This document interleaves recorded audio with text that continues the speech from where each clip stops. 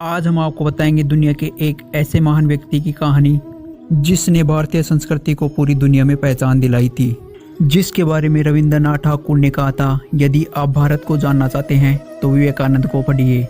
वही विवेकानंद जिसे दुनिया आध्यात्मिक गुरु के रूप में जानती है। स्वामी विवेकानंद ने भारतीय तपोभूमि पर जन्म लेकर इसकी मिट्टी को हमेशा हमेशा के लिए गौरवान्वित कर दिया। विवेकानंद वेदांता के आध्यात्मिक गुरु थे। वेदांता अर्थात ज्ञान प्राप्ति का वह स्रोत जिसके माध्यम से ईश्वर की प्राप्ति की जा सके। स्वामी विवेकानंद वेदांता में निपुण थे, जिस कारण दुनिया उन्हें आज भी याद करती है। और सदियों पहले आध्यात्मिकता की जो लो स्वामी विवेकानंद ने जलाई थी, वो लो आज भी प्रचलित है पूरी दुनिया में। आज हम स्वामी विवेकानंद के जीवन का वह संघर्ष जानेंगे जिनसे पार पाकर भारत से शिकागो तक का सफर तय किया था और भारत का परचम पूरी दुनिया में लहराया था। स्वामी विवेकानंद का जन्म 12 जनवरी सन 1863 में कलकत्ता के एक बंगाली परिवार में हुआ था और माता पिता ने उस बालक का नाम रखा नरेंद्र।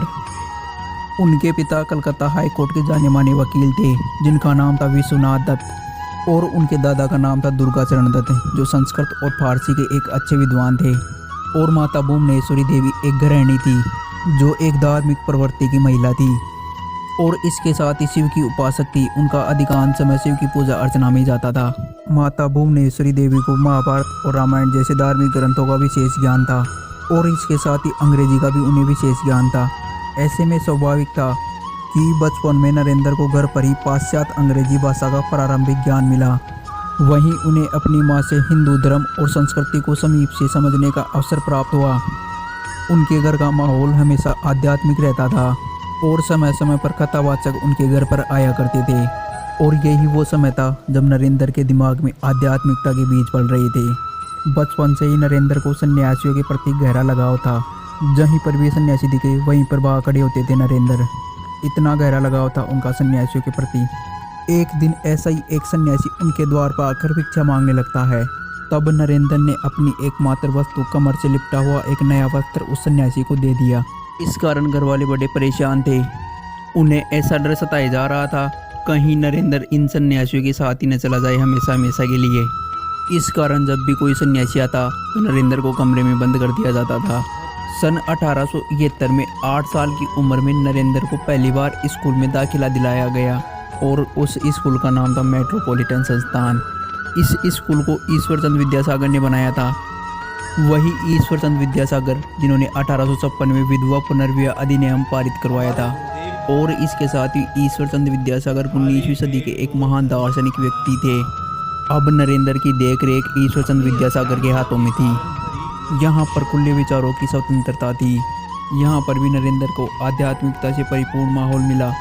इसके कुछ समय बाद 1877 में उनका परिवार रायपुर चला गया और सन 1879 में 2 साल बाद उनका परिवार वापस लौटा। कलकत्ता में अपने परिवार की वापसी के बाद नरेंद्र एकमात्र छात्र था जिसने प्रेसिडेंसी कॉलेज प्रेस परीक्षा में प्रथम डिवीजन अंक प्राप्त किया था। कॉलेज में पढ़ते हुए नरेंद्र ने वेद, उपनिषद, भगवत गीता, रामायण, महाभारत और पुराणों का भी गहन रूप से अध्ययन किया। और दूसरी तरफ नरेंद्र ने David Hume, Immanuel Kant, Johann Gottlieb, Baruch Spinoza, George W.H. Hegel और चार्ल्स डार्विन जैसे विदेशी दार्शनिकों की किताबें भी पढ़ी। एक सिक्के के 2 पहलू होते हैं, वैसे ही नरेंद्र भी भारतीय संस्कृति और पाश्चात्य संस्कृति दोनों को साथ लेकर चल रहे थे। और नरेंद्र को भारतीय शास्त्रीय संगीत का भी गहरा ज्ञान था। वो नियमित रूप से शास्त्रीय संगीत का अभ्यास करते थे। सन 1884 में नरेंद्र ने कला स्नातक की डिग्री प्राप्त कर ली थी। 25 वर्ष की उम्र में नरेंद्र आध्यात्मिकता की तलाश में घर से सन्यासी बनकर निकल पड़े। और ऐसे ही भटकते भटकते एक दिन नरेंद्र की मुलाकात रामकृष्ण से हुई। वही रामकृष्ण जो मानवता के पुजारी थे। लेकिन नरेंद्र ने रामकृष्ण की बहुत सी परीक्षाएं ली, तब जाकर उन्हें अपना गुरु स्वीकारा। लेकिन 5 साल के अंदर ही नरेंद्र और रामकृष्ण के मध्य इतना घनिष्ठ संबंध हो गया था कि नरेंद्र रामकृष्ण को भगवान मानने लग गए थे। दुर्भाग्य से 1886 में रामकृष्ण की मृत्यु हो गई और नरेंद्र एक बार फिर जीवन में अकेले हो गई। अब नरेंद्र के ऊपर रामकृष्ण के शिष्यों की जिम्मेदारी भी आ गई थी। इसलिए बारानगर में नरेंद्र ने अपना पहला मठ बनाया। लेकिन उनका मन यहाँ भी नहीं लगा। अब वो भारत को करीब से देखना चाहते थे और निकल पड़े पूरे भारत की यात्रा पर। नरेंद्र ने 5 साल की यात्रा में भारत के कोने कोने को देखा और भारत की आत्मा को बड़ी गहराई से जाना।